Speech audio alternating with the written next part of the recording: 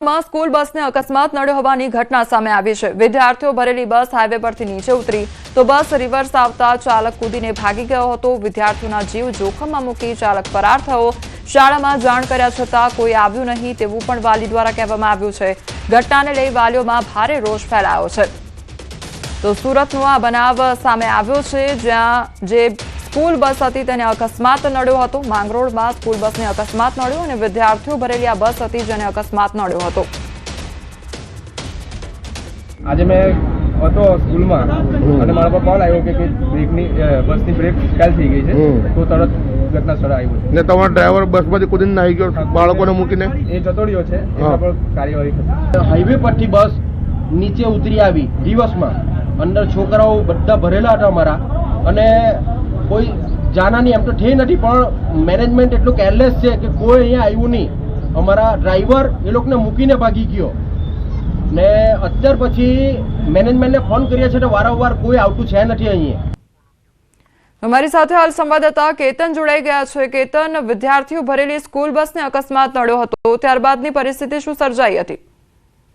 કોમલ, ચોક્કસથી વાત કરો તો સુરત જિલ્લાના માંગરોળ તાલુકાના જદવંતરી શાળાની બસ મોટી નરોલી તરફ જઈ રહી હતી। વિદ્યાર્થી ભરીને સમય દરમિયાન ગામથી નીકળતા નેશનલ હાઈવે 48 પર ચડતા જે ટેકરો આવે છે, ટેકરાઓ પછી બસ રિવર્સ આવતા ડ્રાઈવર એની સલામતી માટે બસમાંથી કૂદીને ફરાર થઈ જવા પામ્યો, પરંતુ અંદર બેઠેલા બાળકોના જીવ અદ્ધર થઈ જવા પામ્યા હતા અને બસ રિવર્સ આવતા સાથે વિદ્યાર્થીઓને ભગવાન ભરોસે મૂકી દઈ ડ્રાઈવર કૂદી પડ્યો હતો।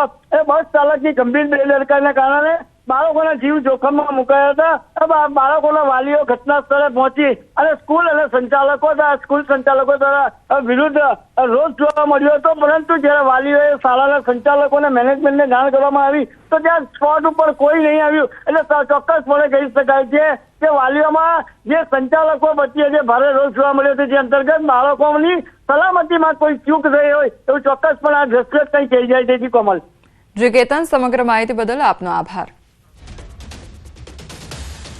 બારામુલ્લા ઉરી રાષ્ટ્રીય ધોરીમાર્ગ પર શેરી નજીક આજે ભારે ભૂસ્ખલન થયું હતું, જેના કારણે આ મહત્વપૂર્ણ માર્ગ પર વાહન વ્યવહાર સ્થગિત કરવામાં આવ્યો છે। મોટા પથ્થરો અને કચરો રસ્તા પર પડતા મુસાફરોમાં ભયનો માહોલ સર્જાયો છે। માર્ગ સાફ કરવાની કામગીરી ચાલુ છે। ભૂસ્ખલનના કારણે મુસાફરોમાં ગભરાટ ફેલાયો હતો, જેમાંથી ઘણા કલાકો સુધી હાઈવે પર ફસાયેલા રહ્યા હતા અને કાટમાળ અને છૂટા પથ્થરો રસ્તાને અવરોધિત કરતા વાહનો સંપૂર્ણપણે થંભી ગયા હતા, જેના કારણે અધિકારીઓને કોઈપણ દુર્ઘટના ટાળવા માટે વાહન વ્યવહાર સ્થગિત કરવાની ફરજ પડી હતી।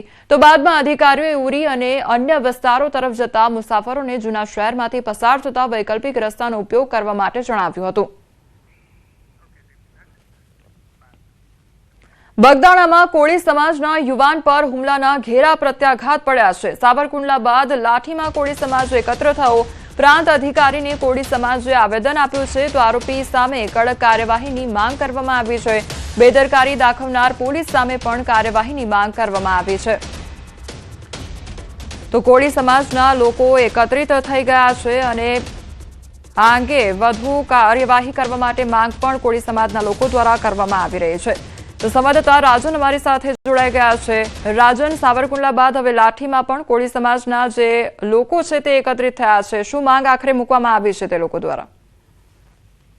કોમલ, બગદાણાની ઘટનાના ઘેરા પ્રત્યાઘાતો અમરેલી જિલ્લામાં પણ પડ્યા છે અને તાલુકા દીઠ હવે કોળી સમાજના આગેવાનો છે આવેદન પત્ર આપી રહ્યા છે। ખાસ કરીને તેમની એક જ માંગ છે કે આ સમગ્ર ઘટનામાં તટસ્થ તપાસ કરવામાં આવે અને જે પણ દોષિતો છે એને ઝડપથી અને કડકમાં કડક સજા કરવામાં આવે તે પ્રકારની માંગ ઉઠી છે। લાઠીમાં જે રીતે મોટી સંખ્યામાં કોળી આગેવાનો અને સમાજના લોકો એકત્ર થયા હતા અને પ્રાંત કલેક્ટરને આવેદન પત્ર પણ પાઠવ્યું હતું। કોમલ જી રાજન, સમગ્ર માહિતી બદલ આપનો આભાર। રાજકોટમાં ભૂકંપના આંચકાને પગલે તંત્ર એલર્ટ મોડ પર જોવા મળી રહ્યું છે। તો જેતપુરની 14 સરકારી શાળામાં રજા જાહેર કરવામાં આવી છે। અનેક ખાનગી શાળાઓમાં પણ રજા જાહેર કરવામાં આવી છે। તો ભૂકંપના ભયના કારણે સ્કૂલમાં ભયનો માહોલ સર્જાયો છે। જેતપુર પંથકમાં સતત ભૂકંપના આંચકા અનુભવાયા છે। તો ભૂકંપને લઈને જિલ્લા શિક્ષણ અધિકારી સાથે ટેલિફોનિક વાતચીત કરવામાં આવી છે। સ્થાનિક કક્ષાએથી શાળા આચાર્ય સ્કૂલમાં રજા બાબતે નિર્ણય, ત્યારે સ્કૂલના 2 અથવા 3 માળના બિલ્ડિંગમાં વિદ્યાર્થીઓને મેદાનમાં બેસાડવા સૂચના આપવામાં આવી છે।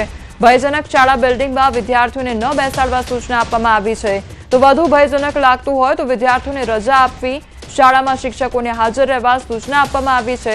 જેતપુર અને ધોરાજી પંથકમાં વધુ ભૂકંપના આંચકા અનુભવાયા છે।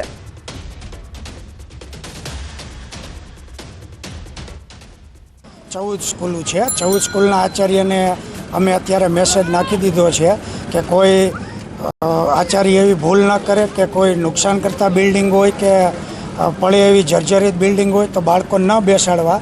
અને અમે બધા આચાર્યોએ અત્યારે ઉપર લેવલે પૂછી નક્કી જ કરેલું છે કે આજના દિવસે શૈક્ષણિક કાર્ય બંધ રાખીએ અને બાળકોના હિતમાં નિર્ણય લઈ, કારણ કે ઘણી વખત એવું બને છે કે ભૂકંપથી બાળકો ડરીને દોડવા માંડે અને બીજા ત્રીજા માળેથી એકસાથે ઉતરે તો બાળકોને ભૂકંપ કરતાં પણ વધુ નુકસાન થવાની શક્યતા હોય। તમામ લાઇન ડિપાર્ટમેન્ટને સૂચના આપેલી છે કે ગ્રામ્ય વિસ્તાર અને સિટી વિસ્તારમાં ચીફ ઓફિસર તથા ગ્રામ્ય વિસ્તારમાં ટીડીઓ શ્રી કે ભાઈ કોઈ ખોટો ભયનો માહોલ ના ફેલાય તથા શાળા કોલેજો સ્કૂલ છે ત્યાં કોઈ જર્જરિત રૂમ હોય એ ઉપરથી કલેક્ટર સાહેબના મેસેજ છે એટલે એમને સૂચના કન્વે કરેલ છે અને અત્યારે તમામ લાઇન ડિપાર્ટમેન્ટની મિટિંગ રાખી કે કોઈ ખોટા મેસેજ ના જાય અને પબ્લિક અવર રહે એવા મેસેજ અમારા લેવલે પણ અમે તમામ ગ્રામ્ય કક્ષાએ તથા સિટી કક્ષાએ આપીએ છીએ।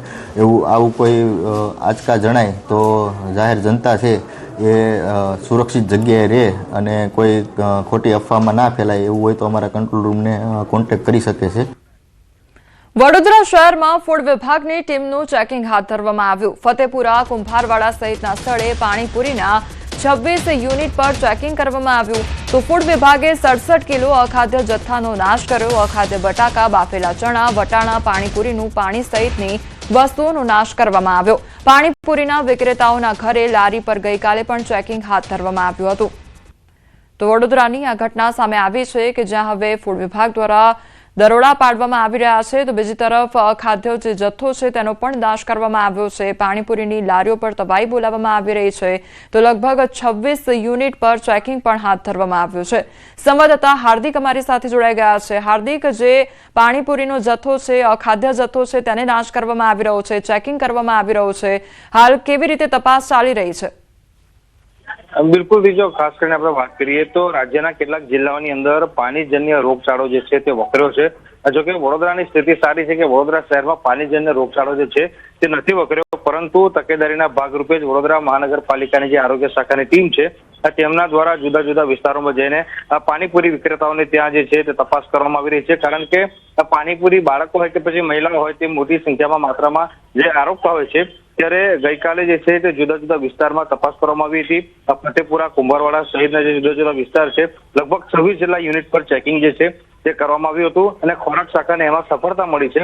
67 કિલો અખાદ્ય જથ્થો જે છે તેનો નાશ કરવામાં આવ્યો છે, જેમાં બટાકા, બાફેલા ચણા, વટાણા, પાણીપુરીનું પાણી સહિતની વસ્તુઓ જે છે તેનો સમાવેશ થાય છે। વડોદરા મહાનગરપાલિકાની આરોગ્ય શાખાની ટીમ દ્વારા જે છે તે રોજેરોજ વડોદરા શહેરના જુદા જુદા વિસ્તારમાં આ રીતે ચેકિંગ કરવામાં આવે છે અને ત્યારબાદ અખાદ્ય ચીજ વસ્તુ વેચતા જે વેપારીઓ હોય છે તેમની સામે ફૂડ સેફ્ટી ઓથોરિટી જે છે તેનો જે એક્ટ છે તે મુજબની કાર્યવાહી જે છે તે કરવામાં આવી રહી છે। જે હાર્દિક, સમગ્ર માહિતી બદલ આપનો આભાર।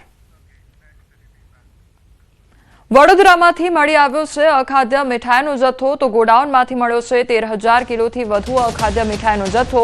ખોડિયારનગર ખાતે પાણીપુરી તપાસવા ગયાને અખાદ્ય મીઠાઈ મળી તો ખોરાક શાખાની ટીમને મળી છે મોટી માત્રામાં અખાદ્ય મીઠાઈ તો લવલી સ્વીટના ગોડાઉનમાં તપાસ કરતા મોટી માત્રામાં અખાદ્ય મીઠાઈ મળી આવી છે। જાંબુઆ લેન્ડફિલ્ડ સાઇટ ખાતે મળેલી મીઠાઈનો નાશ કરવામાં આવ્યો। 700 કિલો કાજુ કતરી, 8,000 કિલો પેંડા તો 2500 કિલો બરફી અને 700 કિલો લાડુનો સહિત 7.50 લાખ કિંમતનો મીઠાઈનો જે જથ્થો છે તે નાશ કરવામાં આવ્યો છે। મીઠાઈનો નાશ કરવામાં ખોરાક શાખાને 10 કલાકનો સમય લાગ્યો હતો તો લગભગ 7.5 લાખની કિંમતનો જે મીઠાઈનો જથ્થો છે તે નાશ કરવામાં આવ્યો છે। જે અખાદ્ય મીઠાઈનો જથ્થો છે તે નાશ કરવામાં આવ્યો છે। જે મીઠાઈ ખાવાના શોખીન હોય તે આ દ્રશ્યો જોઈ લેજો, કારણ કે લાખો રૂપિયાનો જે અખાદ્ય મીઠાઈનો જથ્થો છે તે નષ્ટ કરવામાં આવ્યો છે। લગભગ 7.5 લાખ રૂપિયાનો જે આ જથ્થો છે તે નાશ કરવામાં આવ્યો છે। જે અખાદ્ય મીઠાઈઓ જપ્ત કરવામાં આવી છે અને તેનો તંત્ર દ્વારા નાશ કરવામાં આવ્યો છે।